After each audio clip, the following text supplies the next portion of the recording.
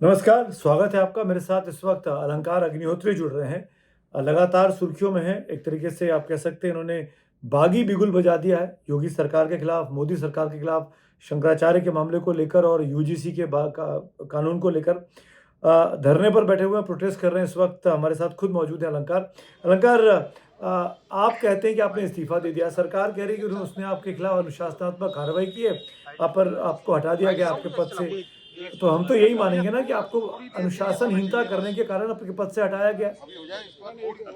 नहीं, मैंने तो अपना इस्तीफा जो है, जो इस समय राज्य सरकार का जो सनातन विरोधी जो संस्कृति चल रही है, उनकी जो जो सनातन का जो संस्कृति है उसका विरोध करते हैं, उसका सम्मान न करना, सनातन के जो प्रतीक है, शिखा है, छोटी है, उसको जो अभी आपने देखा होगा हाल ही में प्रयागराज में जो बटुक शिष्य थे उनको हाथ से चोटी पकड़ के घसीटते हुए जमीन में पीटना, एक व्रत सन्यासी को पीटना, एक ये जो मेन इशू है।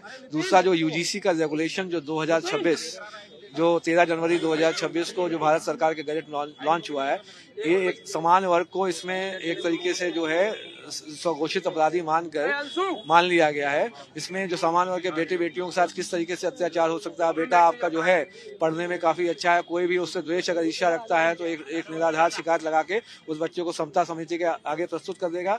उसका फिर शारीरिक आर्थिक शोषण होगा और मानसिक शोषण होगा। इसी तरीके से आपकी बेटी, आप समान वर्ग की बेटी, यदि उस पर किसी की गलत नजर है तो उस पर भी निराधार शिकायत करके समता समिति के समक्ष प्रस्तुत कर देंगे और समता समिति के जो लोग और वो फर्जी शिकायतकर्ता दोनों मिलकर उसका शारीरिक शोषण, आर्थिक शोषण, मानसिक शोषण करेंगे।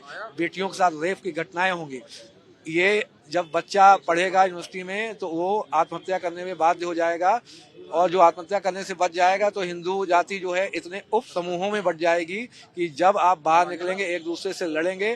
2, 3, 4, 5 साल के अंदर आंतरिक कलह, सिविल वॉर की सिचुएशन इससे डेवलप हो जाएगी हमारे। और ये अब सामान्य वर्ग नहीं, सब समाज के लिए इम्पोर्टेंट इशू है, क्योंकि हम लड़ रहे होंगे तो किसी अन्य से लड़ रहे होंगे। तो इसलिए ये बहुत ही गंदा कानून है, ब्लैक कानून है। ये यूजीसी का रेगुलेशन 2026 तुरंत रोल बैक होना चाहिए। मेरा अगला सवाल आपसे है कि आप ऐसा लग रहा है कि आप धरने पर बैठे हुए हैं, इसमें काफी हमें ज्यादा भीड़-भाड़ है आपके आसपास।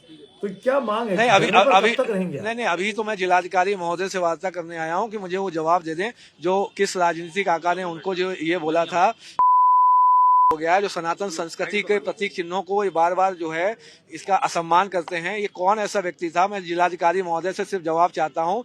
यदि इस संबंध में जिलाधिकारी महोदय न जांच कर पाए तो मेरा माननीय प्रधानमंत्री जी से निवेदन है कि उनके समय में ही अयोध्या राम मंदिर का निर्माण हुआ है। मैं चाहता हूं कि वो एक एसआईटी गठित करवा के, क्योंकि राज्य सरकार पे अब कोई भरोसा नहीं है, माननीय प्रधानमंत्री जी एक एसआईटी गठित करके ये 26 जनवरी 2026 को जो जिलाधिकारी महोदय के फोन पर 7:30 से लेकर 7:45 तक जो भी कॉल आया था उसकी जांच कराएं। कौन व्यक्ति बात कर रहा था, कौन व्यक्ति ऐसा निर्देश दे रहा था या इस व्यक्ति को रात भर यहीं रोको, इस आदमी को यहाँ से निकल के मत जाने देना। तो मैं इसी के लिए यहाँ पे जिलाधिकारी महोदय से वार्ता करने आया था। जिलाधिकारी महोदय कतिपय कारणों से अभी यहाँ अनुपस्थित हैं। अभी मैं 3 बजे वापस जिलाधिकारी कार्यालय जाऊंगा। अभी धरना प्रदर्शन नहीं हो रहा है, अभी सिर्फ वार्ता के लिए 3 बजे में वापस जाना है जिलाधिकारी कलेक्ट्रेट कार्यालय। आपने जो लाइन ली है अग्निहोत्री जी, कोई भी विपक्ष का नेता आपके साथ नहीं खड़ा हो रहा है, कोई भी विपक्षी पार्टी का बयान नहीं आया। आप यहाँ देखिए, यहाँ सभी संगठनों के लोग हैं, सभी जितने भी कार्यकर्ता हैं, विभिन्न पार्टियों के कार्यकर्ता यहाँ पे हमारे साथ मौजूद हैं, सब समाज के कार्यकर्ता मौजूद हैं। मैं ये जानना चाहूंगा, अभी तक ना अखिलेश यादव ने आपके पक्ष में बयान दिया, ना राहुल गांधी ने बयान दिया, ना मल्लिकार्जुन खड़गे ने दिया, ना असदुद्दीन ओवैसी ने दिया, ना मायावती ने दिया। जितनी बड़ी राजनीतिक पार्टियां हैं, कोई भी आपके खिलाफ नहीं, और आप बीजेपी की मुखालफत कर रहे हैं। विरोधी पार्टी भी आपके साथ नहीं है, सत्ताधारी पार्टी भी आपके साथ नहीं दिखती है। नहीं तो वही तो, तभी तो एक व्यक्ति को आगे आना पड़ा है कि सब चुप हैं।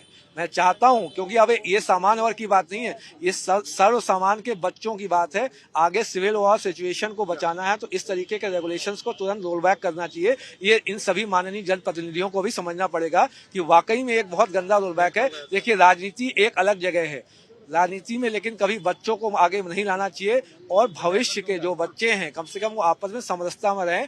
उसके दृष्टिगत यह जितना भी यूजीसी रेगुलेशन 2026 13 जनवरी 2026 को जो आया है, ये पूरा ब्लैक डे होगा, अगर यदि लागू हुआ, इसको तुरंत रोल बैक करना चाहिए, नहीं तो बहुत जल्दी आंतरिक कलह, सिविल वॉर की सिचुएशन डेवलप हो जाएगी।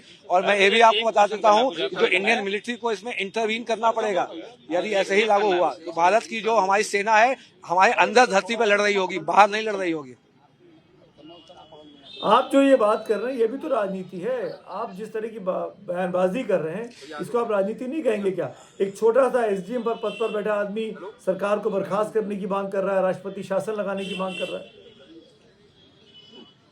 तो ये बताइए, मैं क्या सरकार में या यहाँ पे नगर का निवासी नहीं हूँ? आपने छोटा कह के आप क्या साबित करना चाहते हैं? ये आपकी मानसिकता दिखा रही है क्या? कौन छोटा कौन? मैं देश का नागरिक हूँ, मैं देश का नागरिक हूँ, मैं डिमांड कर सकता हूँ कौन छोटा कौन बड़ा। तो आप तो स्वयं में जाति में भी आप बोलते होंगे ये छोटी जाति बड़ी जाति, आप क्या बात कर रहे हैं? मैं किसी भी तरीके से किसी भी जाति को इस बातचीत में लेकर नहीं आया हूँ। जाति को आप लेकर आए हैं एसडीएम साहब। और मेरा तो ये कहना है कि मैं पद की बात कर रहा हूँ कि एक गैर राजनीतिक व्यक्ति एक छोटे से पद पर बैठा हुआ है, वो इतनी बड़ी डिमांड कर रहा है कि सरकार को हटा देना चाहिए, अल्पमत में सरकार। मैं सामान्य वर्ग, मैं सामान्य वर्ग की मैं सामान्य वर्ग की मैं मैंने क्या बोला आपको? सामान्य वर्ग। और ये सब समाज के लिए दिक्कत पैदा करेगा। जब सब आपस में लड़ रहे होगा तो सबका अहित हो रहा होगा। आपको रोहित वेमुला का केस याद है ना? रोहित वेमुला की जो सुसाइड हुई थी, उन्होंने जो चिट्ठी लिखी थी अपने सुसाइड नोट में, उसके बाद मामला गरमाया, फिर ये मामला कोर्ट तक गया और कोर्ट के आदेश पर एक कमेटी बनी है जिसने ये सिफारिश की कि इस तरह की सत्ता समिति बननी चाहिए कोर्ट में।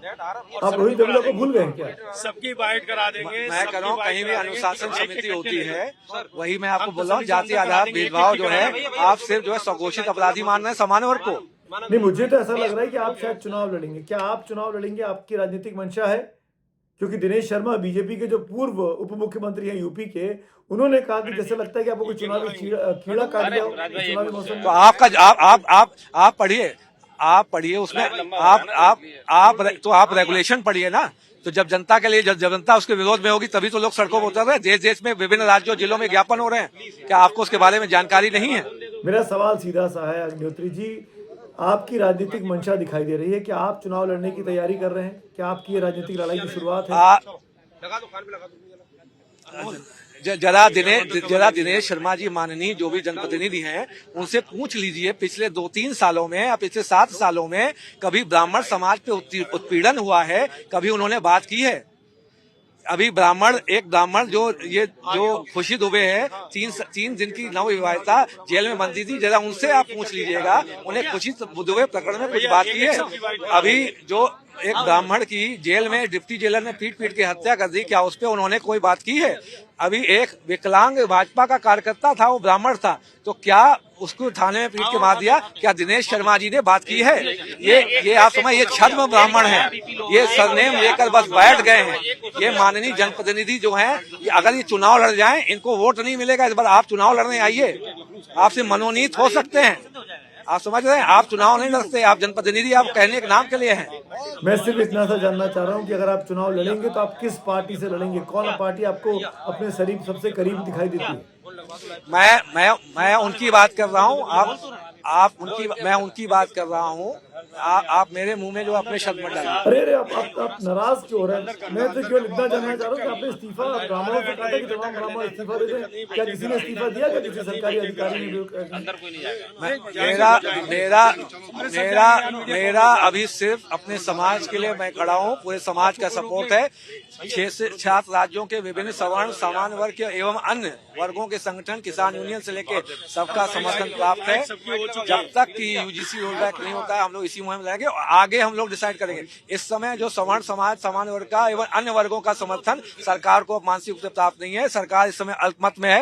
मेरा भारत के माननीय प्रधानमंत्री जी से, नरेंद्र मोदी जी से, भारत के गृह मंत्री अमित शाह जी से, भारत की माननीय राष्ट्रपति महोदया से एवं जो अपने उत्तर प्रदेश की गवर्नर मैम है, उनसे निवेदन है कि जल्दी से यहाँ की रिपोर्ट भेजिए। इस समय संवैधानिक तंत्र विफल हो चुका है।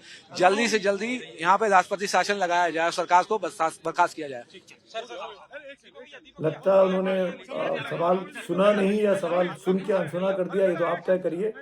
लेकिन इस बार जो कोशिश की हमने अलंकार अग्निहोत्री से बात करने की, वो मैंने आपके सामने रख दिया। अलंकार अग्निहोत्री की क्या लाइन होती है आने वाले वक्त में, ये तो वक्त बताएगा। और जो वो डिमांड कर रहे हैं, चाहे वो अल्पमत की बात कर रहे हो, चाहे वो ये बात कर रहे हो कि इस पूरे मामले पर प्रधानमंत्री को इंटरवीन करना चाहिए, राज्यपाल को इंटरवीन करना चाहिए, क्या होगा ये तो अभी कुछ नहीं कहा जा सकता है, तो वक्त बताएगा। लेकिन कुल मिलाकर अलंकार अग्निहोत्री ने एक तरीके से बर के छत्ते में पत्थर तो मार दिया है। अब ये बरैया किसको काटेगी, ततैया किसको काटेगी, ये सब इससे बचते फिर रहे हैं। फिलहाल तो यही लग रहा है। धन्यवाद। जीरो हमने इन्वेंट किया, हमने बताया दुनिया को, जहां योग है वहां रोग नहीं। सबसे पुरानी सभ्यता है हमारी। गुलामी से तो और देश भी लड़े भाई, पर आजादी के लिए अहिंसा का रास्ता बस हमारा था। अपने पसीने से जमीन सींचता किसान और घर में घुसकर मारने वाले जवान, बस इसी मिट्टी ने जने हैं। इसके हाथ ने जब थामा जज्बा तो इतिहास रचे। कदम बढ़ाए तो चांद का वो हिस्सा चूमा भाई, जहां कोई कभी नहीं पहुंचा। आज पूरी दुनिया में शान से लहरा रहा है तिरंगा, और इसके पीछे है गर्व से भरी अनगिनत कहानियां जो लिखी जा चुकी हैं और लिखी जा रही हैं, जिन्हें मैं सुनाऊंगा राष्ट्रगर्व रोज शाम 6:25 पर।